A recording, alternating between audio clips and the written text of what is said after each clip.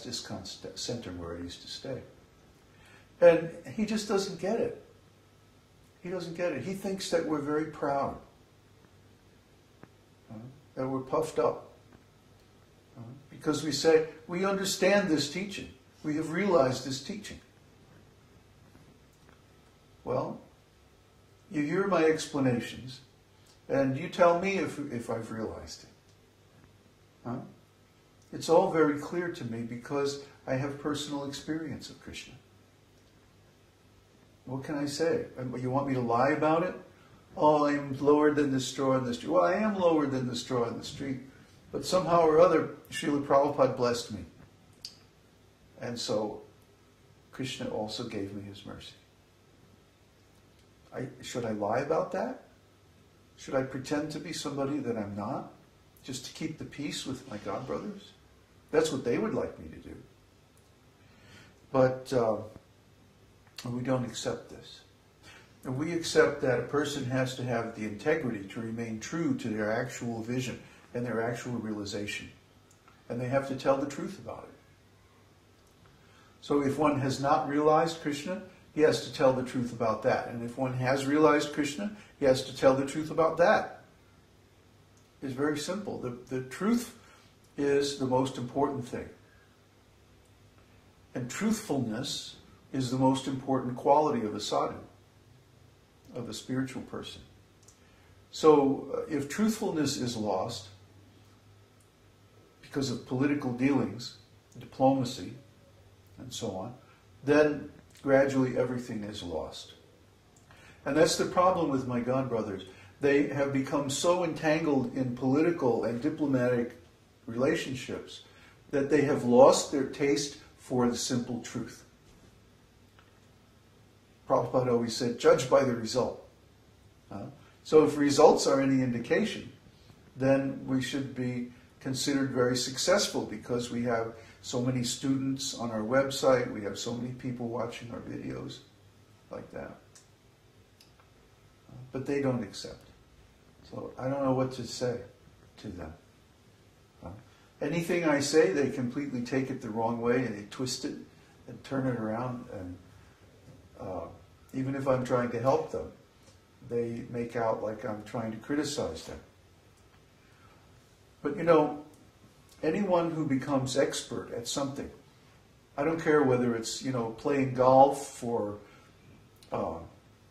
flying an airplane or playing a musical instrument or some field of study or anything like that, knows who is better than they are and who is more neophyte than they are.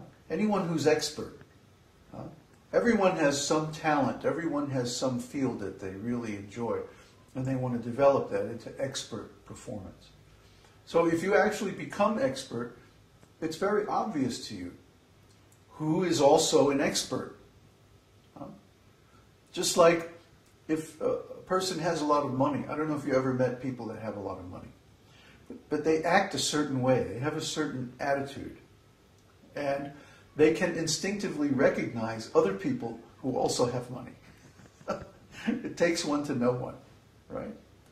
So in spiritual life, it's the same also.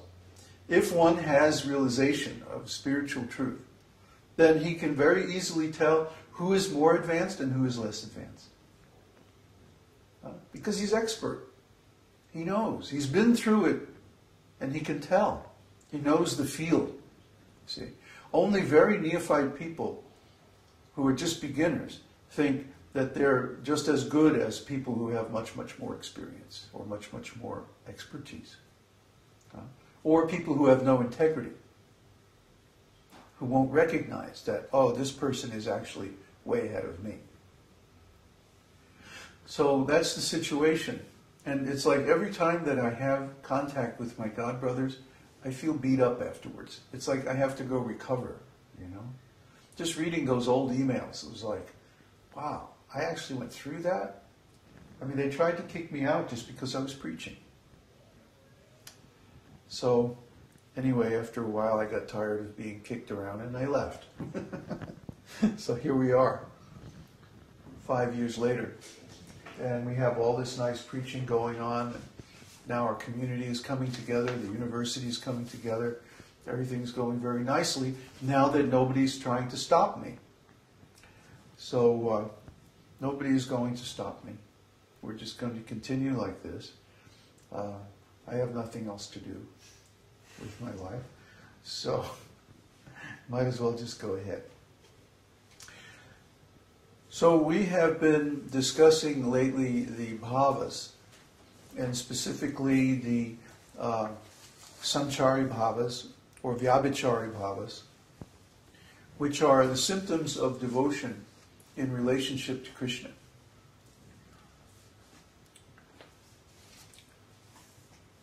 I think I mentioned several times that every devotee has continuous ecstasy or permanent ecstasy called the Śrī Bhāva. Śrī Bhāva means the principal emotion or the principal relationship with Krishna.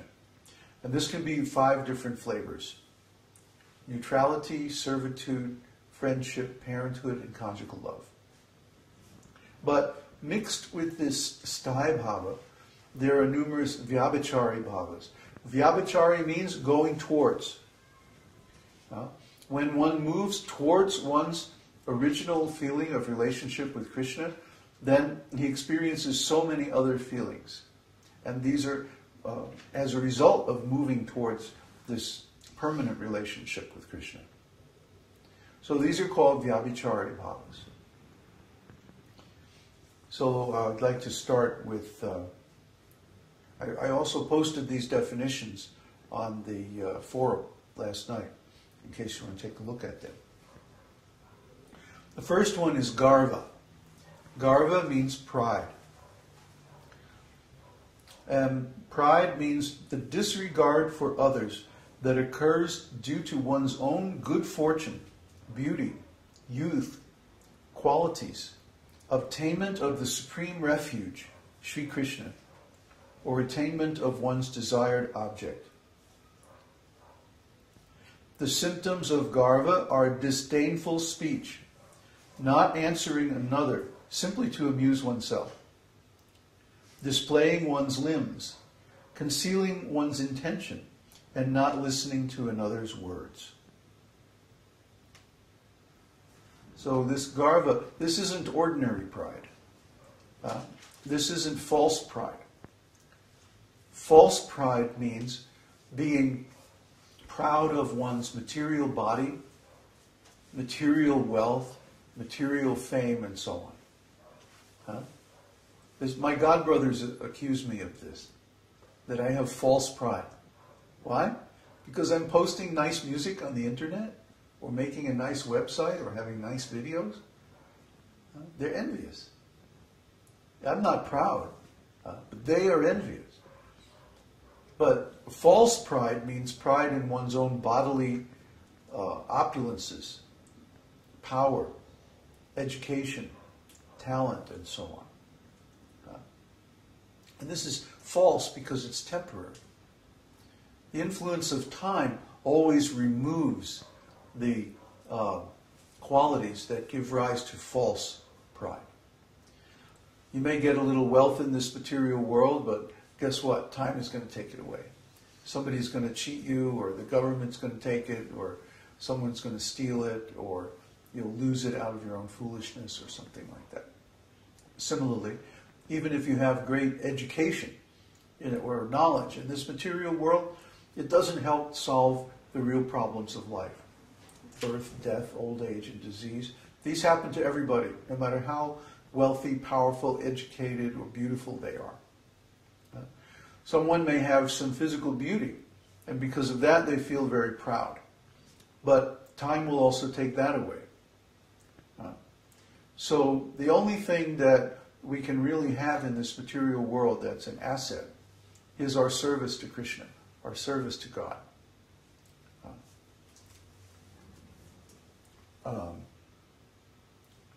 The pride that we're talking about here, garva, is pride due to one's close relationship with Krishna.